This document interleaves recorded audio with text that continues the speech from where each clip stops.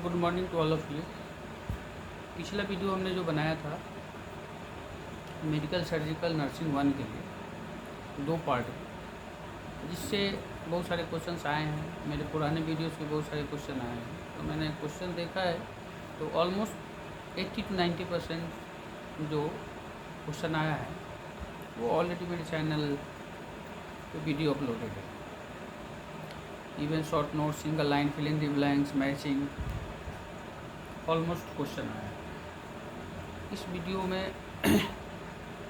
मैं कवर करूँगा medical surgical nursing part 2, जिसमें 2 वीडियो रहेगा। ये पार्ट 1 है, पार्ट 2 भी साथ में आएगा। तो आपको ये वीडियो का मेन मकसद क्या है? मेन मकसद ये है कि पूरे सिलेबस को नॉट सेल में कवर करना। ये आपने 1 साल जो पढ़ाई किया है उसका एक तरीके से समझिए कि इसमें आपको निचोड़ आएगा और वही क्वेश्चन पे ज़्यादा फोकस रहेगा जो फ्रीक्वेंटली एग्ज़ाम्स में आ रहा है, जेएनएम एग्ज़ाम में आ रहा है। तो आप पूरे सिलेबस को इस वीडियोस के थ्रू आप रिवाइज कर सकते हैं। नाउ क्वेश्चन आता है important, what is burn? Burn क्या है, कॉम्प्लिकेशन क्या है, नर्सिंग मैनेजमेंट क्या है? बर्न 3 तरीक़ा का बर्न है।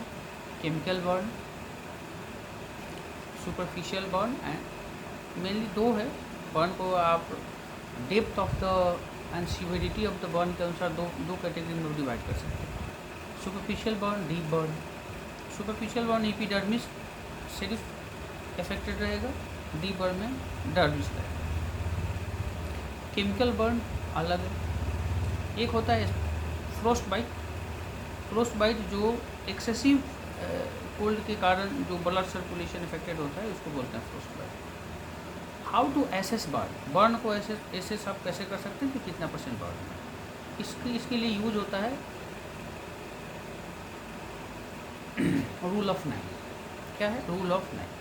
रूल ऑफ 9 यूज होता है कि how much this person is affected by burn, कितना % बॉडी में आपका अफेक्टेड है। ठीक है, तो ये है 9%, ये है 9%, सामने 9, उसके बाद चेस्ट, बैक 9, एब्डोमेन 9, दोनों लेग जो होता है 18% होता है, पेरिनियल और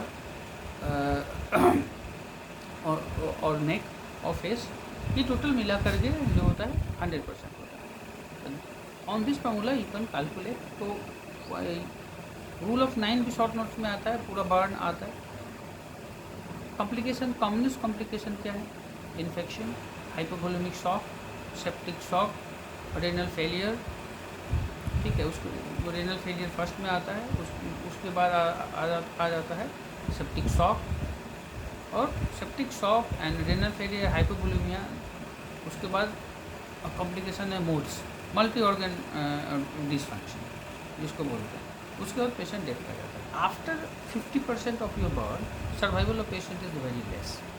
ठीक है, तो इसीलिए असेसमेंट की ज़रूरत होती है कि एसेस करके आप चीज़ों को समझ जाएं कि what is the severity of this patient. Now what is the role of nursing? Role of nursing के क्या है?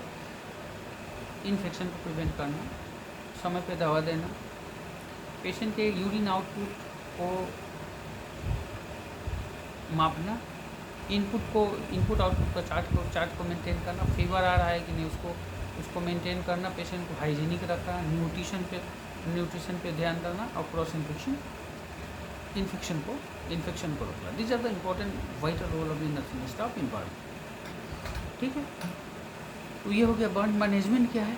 मैनेजमेंट पाकलेन फॉर्मूला से हम लोग निकालते हैं कि कितना % इसको डिहाइड्रेशन होता है, उसके अनुसार हम IV फ्लूइड उसके मैनेज करते हैं। मेनली रिंगर लैक्टेज यूज़ होता है, RL यूज़ होता है, NS यूज़ होता है, और इन्फेक्शन के लिए हम लोग हायर एंटीबायोटिक देते हैं, कल्चर करा के देते हैं, और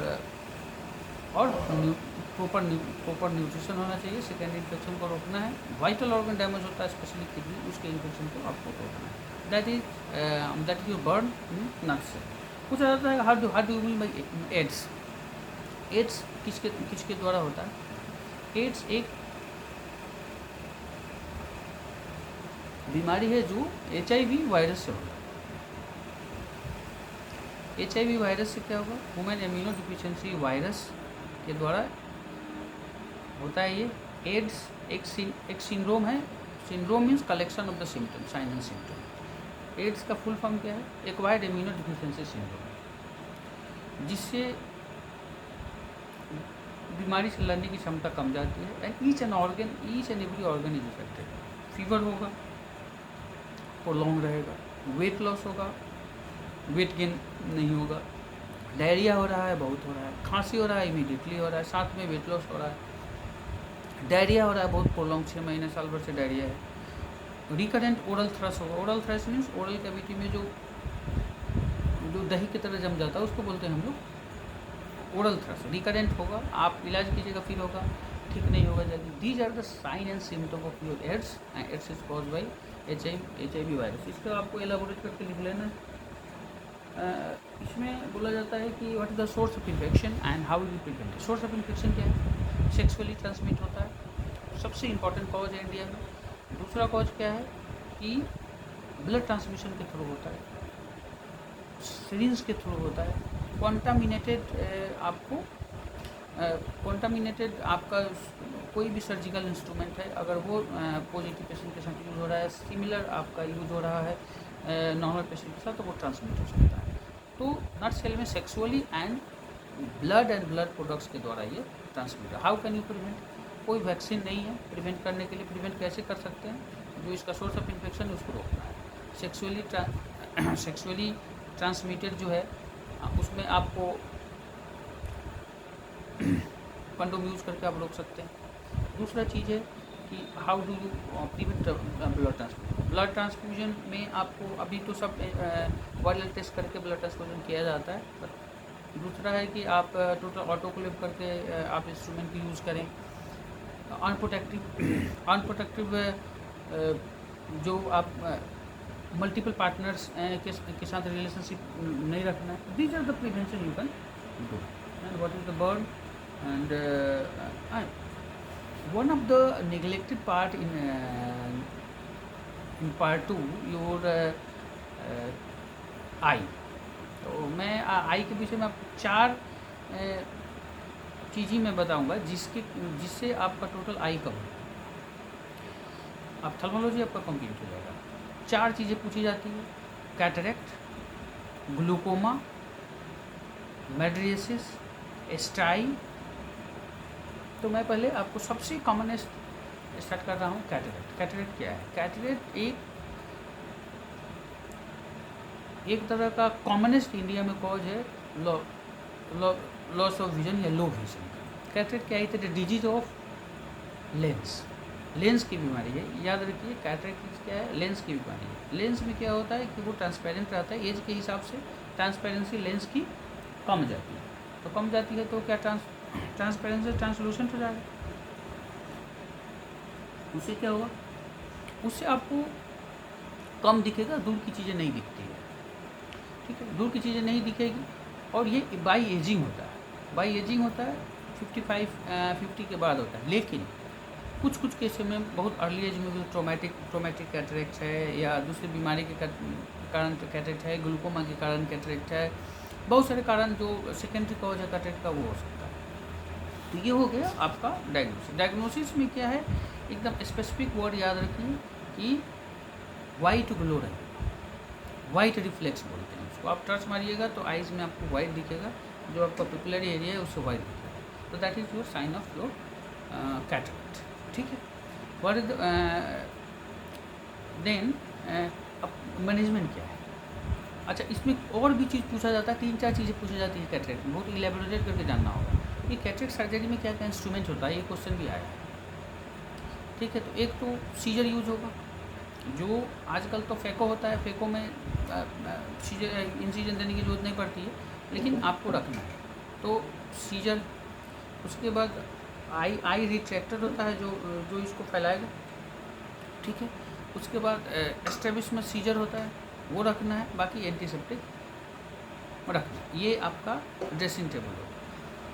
कैटरेक्ट प्री ऑपरेटिव क्या मैनेजमेंट, ठीक है, नर्सिंग में पूछा जाता है। That's very important for clinical purpose also. 3 चीज़ें बहुत ज़रूरी है कैटरेक्ट की सर्जरी में। एक तो वायरल मार्कर, HIV है कि नहीं, hepatitis B, hepatitis C first important है। दूसरा है शुगर है कि नहीं, पेशेंट को डायबिटिक है कि नहीं। ये 3 चीज़ मस्ट है, विदाउट 3 चीज़ के टेस्ट के आप कैटरेक्ट सर्जरी नहीं कर सकते। ठीक है, कैटरेक्ट सर्जरी हो गया। उसके बाद पोस्ट ऑपरेटिव मैनेजमेंट क्या है, उसके बाद आपको टेस्ट करना है कि पेशेंट ठीक है कि नहीं। तो दूसरे दिन अगर आपका कैटरेक्ट सर्जरी ठीक रहा है तो दूसरे दिन विजन में इम्प्रूवमेंट होता है। तो आप देखिएगा कि जो आदमी नज़दीक का या दूर का नहीं देख रहा है, वो कल से ही दूर का और नज़दीक का उसका इम्प्रूव हो जाएगा। चाहे जितने इम्प्रूव करे 70, 80, 100%, वो पेशेंट की प्रोफाइल पर डिपेंड करता है। अगर इम्प्रूवमेंट नहीं होगा तो कुछ ना कुछ दिक्कत है। दूसरा है कभी कभी आइज़ में सूजन हो जाता है, तो ब्लेफराइटिस बोलते हैं। सेकेंड इन्फेक्शन हो जाता है कभी कभी केराटाइटिस हो जाता है। केराटाइटिस भी आपको सिंगल लाइनर में आता है। Keratitis means the swelling and infection of inflammation of cornea, that is called keratitis. ये आपका पोस्ट ऑपरेटिव इन्फेक्शन है। मैनेजमेंट क्या है, आई पैक देना है, सन एक्सपोजर को एक्सपोज करना है। बाकी जो आपका शुगर बीपी की अगर दवा चल रही है उसको कंटिन्यू रखना है। These are the nutshell of your cataract. Now एक और पूछा जाता है सबसे इम्पोर्टेंट टॉपिक है, व्हाट इज ग्लूकोमा। ग्लूकोमा क्या है? ग्लूकोमा इंट्राऑकुलर प्रेशर आपका रेज कर जाता है, बढ़ जाता है।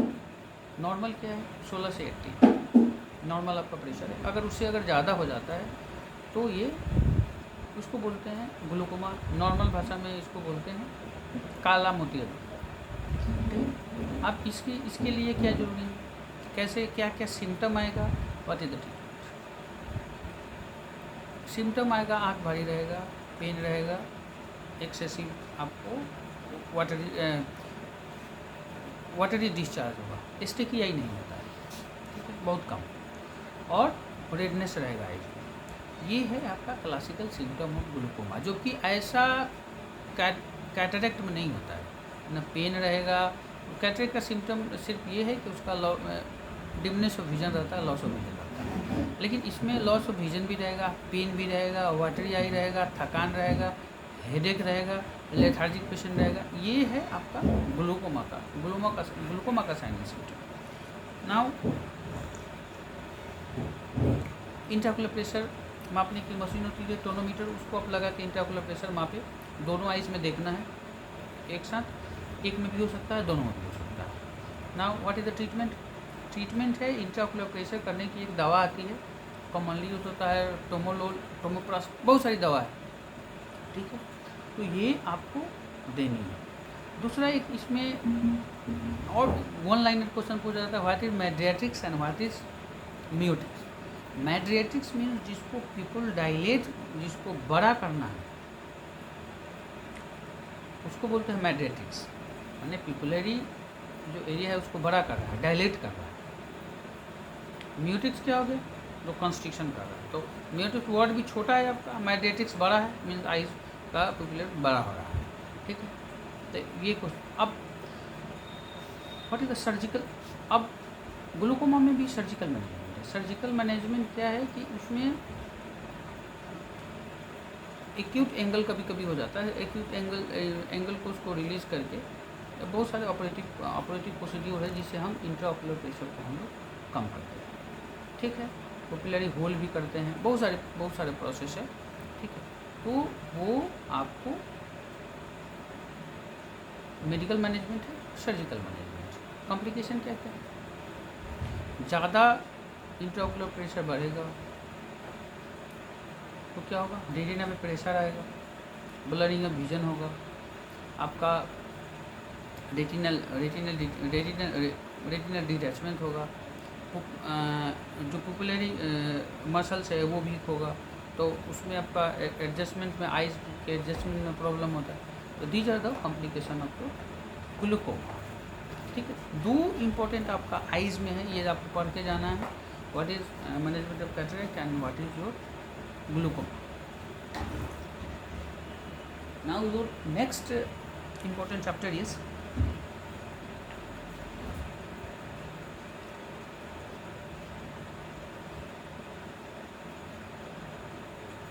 Glaucoma sinus symptom treatment. Otitis media को मैंने अलग से एक वीडियो बनाया है, आप उसको देख सकते हैं। 5-6 मिनट का वीडियो है, नक्सल में आपका कंप्लीट हो जाएगा। नाउ व्हाट इज़ एपिलिप्सी का मैंने अलग से वीडियो बनाया है, आप उसको देख लेंगे। Quinsy what is quinsy, tonsillitis पे हमने वीडियो बनाया है। Quinsy is a term use for tonsillar abscess. Tonsillar abscess के लिए क्विंसी बॉडी होगा। Polyp what is polyp, nasal cavity में एक सॉफ्ट टिश्यू डेवलप होता है जिसको हम लोग पोलिप बोलते हैं। इसका रिकरेंट इन्फेक्शन होगा, ठीक है, पेन रहेगा, और इसका ट्रीटमेंट क्या है, remove. What is keloid, keloid का है हाइपरट्रॉफिक स्कार को, हाइपरट्रॉफिक स्कार को हम लोग केलॉइड बोलते हैं। हाइपरट्रॉफिक स्कार मीन्स क्या है, कहीं कट गया, स्पेशली स्टर्नम यहाँ होता है, चेस्ट वाले में कट गया। नॉर्मली उम्र क्या होता है, भर जाता है, कोई स्कार नहीं रहता है, लेकिन ये क्या होगा, पूरा भरेगा, उसके बाद पूरा जितना काटा है उससे बहुत ज़्यादा स्कार हो जाएगा, उस उंड को पूरा कवर कर लेगा, उसमें ईचिंग होगा, स्वेलिंग हो जाएगा, ठीक है। इसीलिए इसको बोलते हैं हाइपरट्रॉफिक, मीन्स जितना उसका उंड बनना चाहिए उससे ज़्यादा एक्सेसिव में बन रहा है, ठीक है। That is pathological, this condition is called keloid. What is the treatment, steroid देते हैं और एंटी एलर्जी देते हैं। नाउ व्हाट इज केराटाइटिस, मैंने बताया, मेडिटिस drop, miotic drop. What is umbilical hernia, umbilical hernia is condition, child condition. Umbilicus जो है 4-5 दिन में क्या होता है, वो बॉडी से डिटैच हो जाता है, निकल जाता है, जिसको स्टम्प बोलते हैं, जिसको अम्बिलिकल कॉर्ड काट के निकालते हैं, थोड़ा सा 2-3 सेंटीमीटर छोड़ के, वो नहीं, उस पार्ट से, अम्बिलिकस से अगर कोई चीज़ अगर बाहर एब्डोमिनल कंटेंट आ रहा है तो उसको बोलते हैं अम्बिलिकल हर्निया। अब बच्चों में होता है। व्हाट इज़ द मैनेजमेंट है कि आपको 1-2 साल तक वेट करना है, वो धीरे धीरे एब्डोमिनल वाल में स्ट्रेंथ आएगा, जो अम्बिलिकस का जो ओपनिंग है वो छोटा होगा, और वो 1-2 साल के बाद में हील हो जाता है। अगर 1-2 साल के बाद अंदर में अगर हील नहीं होता है, एब्डोमिनल कंटेंट आपका बहुत अगर बाहर है, कभी कभी बच्चों में एब्डोमिनल वाल डिफेक्ट होता है, जिसमें आपका एब्डोमिनल कंटेंट बहुत बाहर आ गया, ओम्फैलोसिल बोलते हैं उसको, तो उसमें आपको इमीडिएटली सर्जिकल की ज़रूरत होती है। That is a congenital disorder, okay. तो ये है आपको umbilical hernia.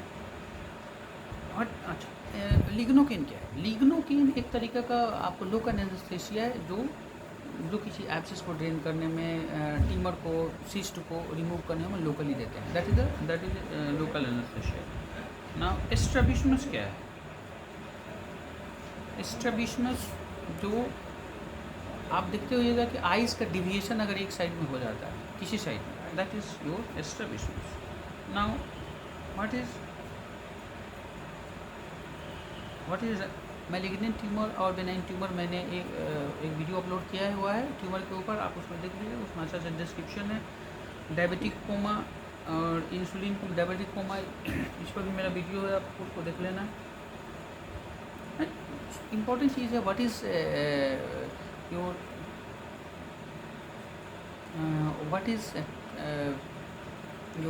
Trauma and what is fracture and how do you manage. Fracture पे बहुत क्वेश्चन आता है, जस्ट नट सेल में डाल लीजिए। फ्रैक्चर मीन्स टू टाइप्स है, open fracture, close fracture. Open fracture means क्या है कि आपका स्किन भी गया है, मसल्स भी गया है, और हड्डी टूट के बाहर निकल गया है, तो that is your open fracture. Close fracture क्या है, ऊपर से पता नहीं चल रहा है कि फ्रैक्चर है, लेकिन अंदर में हड्डी टूट गई, तो that is your close fracture. Open fracture में डेब्रीमेंट करते हैं, वॉश करते हैं, उसको क्लोज करेंगे, उसके बाद प्राइमरी क्लोजर करके उसको छोड़ देते हैं, सूजन घटने देते हैं, उसके बाद हम लोग ट्रीटमेंट करते हैं, ठीक है। उसमें IV फ्लूइड देंगे, उसमें आपको एंटीबायोटिक देंगे, टेटनस देंगे, टेटुगोल देंगे। That is management of your open. Close उन कैसी फ्रैक्चर है, ऊपर से कुछ नहीं है। आप एंटीबायोटिक दे सकते हैं, एंटी इन्फ्लामेटरी दे सकते हैं, पेन किलर देना है, उसको 2-3 दिन के बाद उसको प्लास्टर कर देना है। सर्जिकल मैनेजमेंट है तो सर्जिकल मैनेजमेंट करना है, ठीक है। तो ये है आपका ओपन। स्किन ट्रैक्शन क्या है और स्केलेटन ट्रैक्शन क्या है। स्किन ट्रैक्शन मीन्स क्या है कि ट्रैक्शन मीन्स खींचना। आप देखते हो अगर कोई हड्डी टूटा है, उसको खींच कर तो ईंट बांध के उसको लटका देना, यही है ट्रैक्शन। स्किन ट्रैक्शन मीन्स क्या है, जो वो नेल रहता है अगर वो स्किन के ऊपर ही लगा करके खींचा हुआ है तो दैट इज़ वो स्किन ट्रैक्शन। जिसमें ट्रैक्शन की मात्रा, जिसमें लोड की मात्रा कम देनी होती है, उसमें हम लोग देते हैं skin traction. Bone traction, skeleton traction क्या है, स्केलेटन के अंदर में नेल लगा कर उसको ट्रैक्शन किया जाता है, तो वो है आपको स्केलेटन ट्रैक्शन। ठीक है, उसमें ज़्यादा लोड अगर इसको देना है उसमें वो देना है। कार्डियोजेनिक शॉक, हाइपोवोल्यूमिक शॉक, मैंने शॉक पढ़ाया है, उसमें है अच्छा टॉन्स।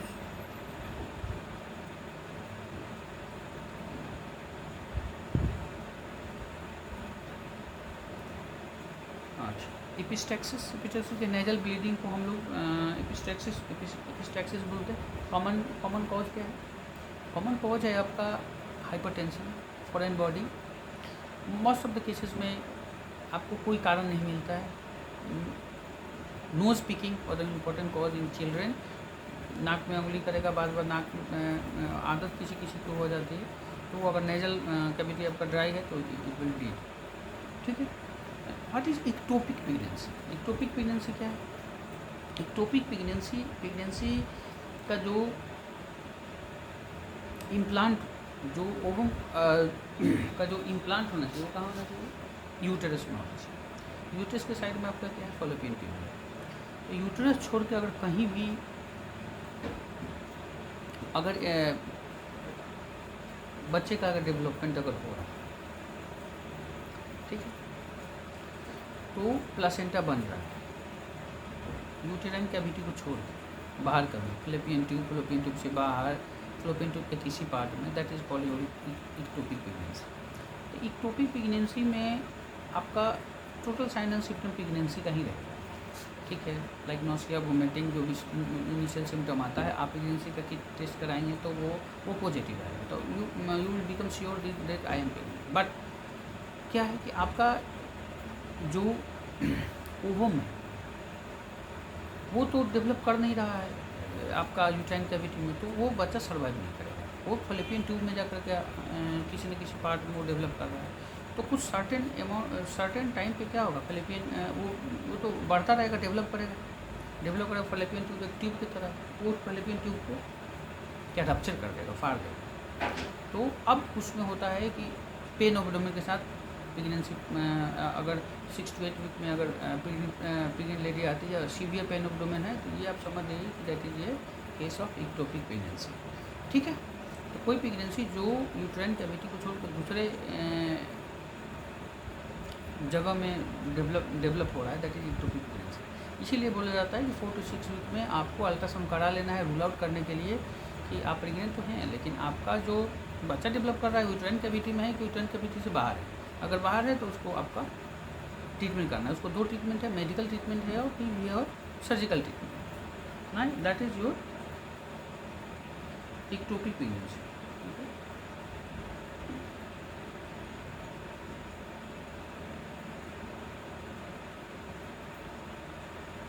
और कैंसर में पूछा जाता है 2 और चीज़, what is radiotherapy and what is chemotherapy.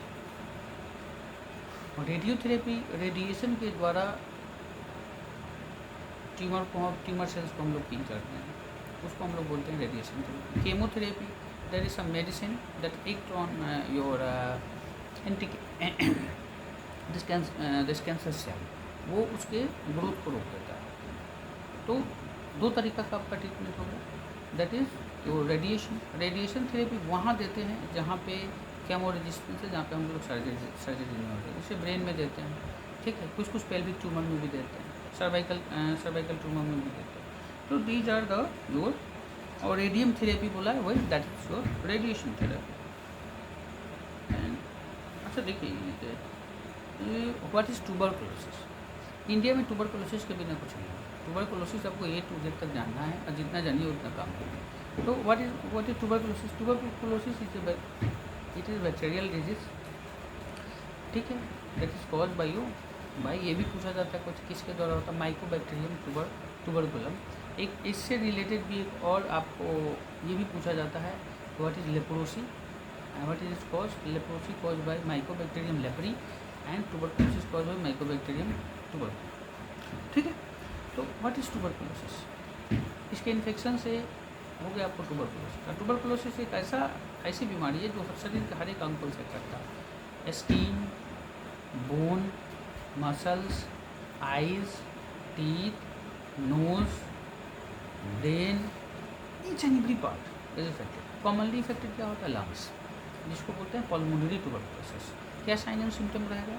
Fever रहेगा, लॉस ऑफ वेट रहेगा, इवनिंग राइज ऑफ टेम्परेचर रहेगा, मेलेज रहेगा, बॉडी एक रहेगा, कफ रहेगा, और कफ के साथ ब्लड रहेगा। कोई श्योर नहीं है लेकिन आता है। अगर ज़्यादा हो गया तो ज़्यादा बढ़ गई बीमारी तो आपको कफ के साथ क्या आएगा?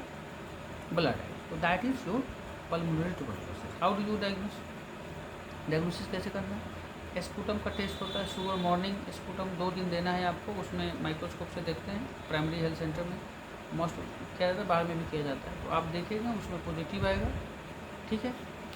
तो अब ये पेशेंट ट्यूबरकुलोसिस का है। इसके लिए हम लोग देते हैं डॉट्स, डायरेक्टली ऑब्जर्व थेरेपी, ठीक है। उस थेरेपी, ये क्वेश्चन कल एग्जाम में पूछा गया था, व्हाट इज डॉट्स। तो डॉट्स ये टीबी के लिए दिया जाता है, ठीक है। वो डॉट्स डायरेक्टली ऑब्जर्व थेरेपी, ठीक। अब प्राइमरी हेल्थ सेंटर में टीबी की दवा फ्री है। आपको पेशेंट है, आपको रेफ़र करना है, उसके लिए कुछ मॉनिटरी, कुछ हेल्प भी दिया जाता है गवर्नमेंट की तरफ से। नाउ इसका कोर्स पूरा कंप्लीट करना है, इसके लिए एक अलग से कार्ड बनता है, कार्ड लेकर रजिस्ट्री कराना है। और ये इसकी जो कोर्स 6 to 9 मंथ की जो उसकी दवा है, आप जिस कैटेगरी में आते हैं उस कैटेगरी में वहाँ बताया जाएगा आपको। 6 to 9 कैटेगरी 1 आप 2 ही कैटेगरी है ट्यूबरकुलोसिस की treatment, category 1 and category 1 6 month, category 2 आपको 9 मंथ, ठीक है। तो that is your tuberculosis sign and symptom and treatment. अच्छा, मलेरिया पर हमने एक आपको अलग से वीडियो भी बनाया। Malaria is cause by plasmodium, okay. Plasmodium malariae, plasmodium vivax, typhoid, typhi bacteria है जिसके कारण होता है। गैस गैंग्रीन क्या है? वेल्ची से होता है। लेप्रोसी अभी बताया, mycobacterium leprosy, tuberculosis mycobacterium tuberculosis, cholera vibrio cholerae, okay. Paramyxo virus, gonorrhoea है, नाइजीरिया गोनोरिया जिसके कारण ये होता है। These are the disease which is frequently asked in your exam. What is appendicitis, वो कल के एग्जाम में आ गया है। What is different type of fracture, मैंने बता दिया है। नाउ डिफाइन कैंसर, ये कैंसर एक टॉपिक है, आप लोग देख लीजिएगा। अच्छा, तो what is CPR, very important topic, frequently पूछा जाता है। कार्डियो पल्मोनरी रिसर्चिशन, ठीक है। तो इसका कुछ वाइटल चीज़ें जान लीजिए, बहुत लंबा है, इसके लिए अलग से ट्रेनिंग होता है। कार्डियो पल्मोनरी रिसर्चिशन कब देना है, what is its aim. Patient अगर किसी भी कारण से अगर अनकॉन्शियस हो जाता है तो उसके अप्रोच में हम CPR का यूज़ करते हैं। कोई पेशेंट अब देख रहे हैं बेहोश हो गया है, पहले क्या करना है? शाउट इट आउट, जितने ज़ोर से चिल्लाइए, बताइए। पहले उससे पूछना है क्या हुआ है। अगर कोई रिस्पॉन्स नहीं आया है 2 बार पूछना है, तीसरी बार पूछना है, उसके बाद चिल्लाना, क्राई फॉर हेल्प। दूसरे आदमी आ जाएगा, हेल्प करना। सिस्टम कैसे फॉलो करना है? ABC, airway, breathing and circulation. उसको आवाज़ देना है, नहीं उठ रहा है। अब पल्स देखना है कि पल्स है, अगर पल्स नहीं है, कोई रिस्पॉन्स नहीं है, start with chest compression. Chest compression का स्पेसिफिक क्वालिटी होना चाहिए। फर्स्ट है कि अनइंटरप्टेड होना चाहिए। अनइंटरप्टेड मीन्स क्या हुआ? कोई भी रुकावट नहीं होना चाहिए। दूसरा है चेस्ट कंप्रेशन इतना होना चाहिए कि आपका ये बॉडी का जो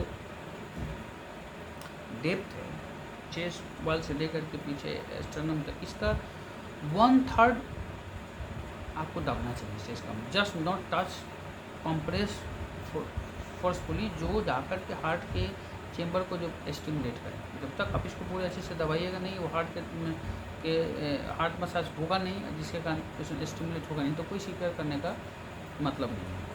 ठीक है, उसके बाद आपको जो ब्रीदिंग जो है एयरवे क्लियर करना है। एयरवे में हो सकता है कि कोई फॉरेन बॉडी है, तो आप उसको पहले देखना है कि मुंह में कुछ है कि नहीं। एक जो ऊपर से आपको दिख सकता है, अगर कुछ है तो उसको निकालिए, ठीक, वो पेशेंट ऑटोमेटिकली ठीक हो जाएगा। नहीं निकाल एयरवे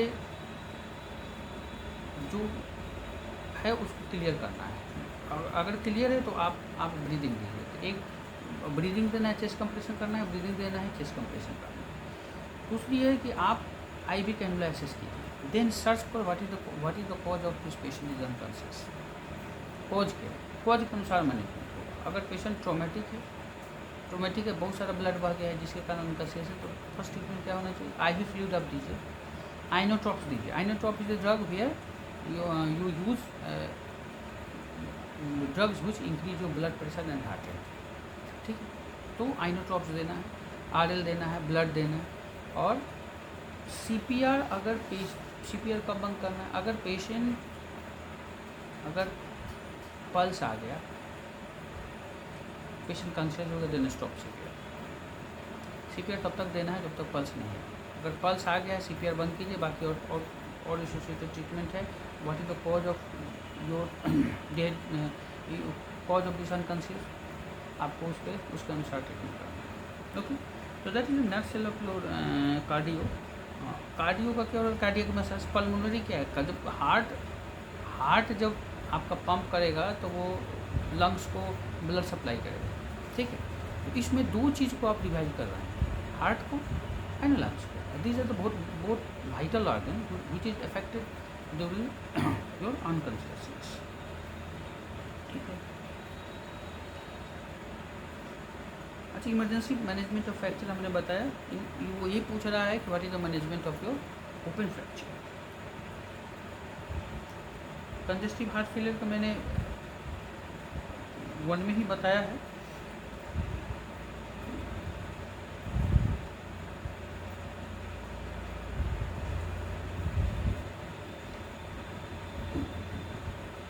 अच्छा, बायोप्सी क्या है, बायोप्सी क्या है कि कहीं से अगर सस्पेक्टेड ट्यूमर है, ग्लैंड है, जो भी है, उसको हम मांस का टुकड़ा लेकर के मांस का टुकड़ा लेकर निकाल के माइक्रोस्कोप में टेस्ट करके देखें इसको कैंसर है कि नहीं। इस प्रोसेस को हम लोग क्या बोलते हैं, बायोप्सी।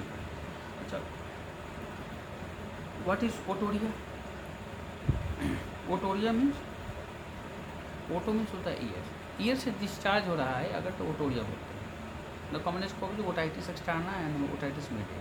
ओके, तो ये ओटोरिया। राइनाइटिस क्या है, सीनीजिंग, नाक से वाटर डिस्चार्ज हो रहा है, that is your called rhinitis. Okay, defibrillator क्या है, देखिए डीफिब्रिलेटर क्या है कि पेशेंट आपका वेंट्रिकुलर टैकीकार्डिया में हार्ट का कंडीशन है जिसमें वेंट्रिकल का जो धड़कन है बहुत तेज़ हो जाता है, और वो आपको ब्लड वो वेंट्रिकुलर कॉन्ट्रैक्शन कर रहा है लेकिन अपने स्ट्रेंथ से नहीं कर रहा है, जिसमें कार्डियो कम करेगा, पेशेंट अनकॉन्शियस हो जाएगा। But you will get pulse आपको मिल रहा है लेकिन उतना नहीं मिल रहा है, कार्डियक आउटपुट मिल रहा है लेकिन उतना नहीं मिल रहा, पेशेंट कभी भी अनकॉन्शियस हो सकता है। तो वेंट्रिकुलर टैकीकार्डिया का जो हम लोग ट्रीटमेंट देते हैं वो डीफिब्रिलेशन उसी को बोलते हैं। एक मशीन होता है जिसमें आप लोग फिल्म में देखते होइएगा कि तो चेस्ट पे एक यहाँ रखते हैं, एक यहाँ रखा जाता है, एक यहाँ रख के उसको हम लोग कितना जूल उसका रिक्वायरमेंट है उसके अनुसार उसको चार्ज करते हैं। ठीक है, तो ये हो गया defibrillator. What is the condition आपको वेंट्रिकुलर टैकीकार्डिया में उसको हम लोग देते हैं। या अब ए सिस्टोल है, हार्ट धड़क ही नहीं रहा है तो उसमें हम लोग सीपीआर देंगे, लेकिन वेंट्रिकुलर टैकीकार्डिया में हम लोग क्या देंगे, defibrillator. That is your defibrillator. इतना ही जानिए, इतना काफ़ी है, इतना लिख देंगे फुल मार्क्स। डेंगू फीवर हमने पहले वीडियो अपलोड किया है, उसको आप लोग देख लीजिएगा। ब्लड ट्रांसफ्यूजन बताया, पेस्टैक्सिस, व्हाट इज केमोथेरेपी बता दिया है।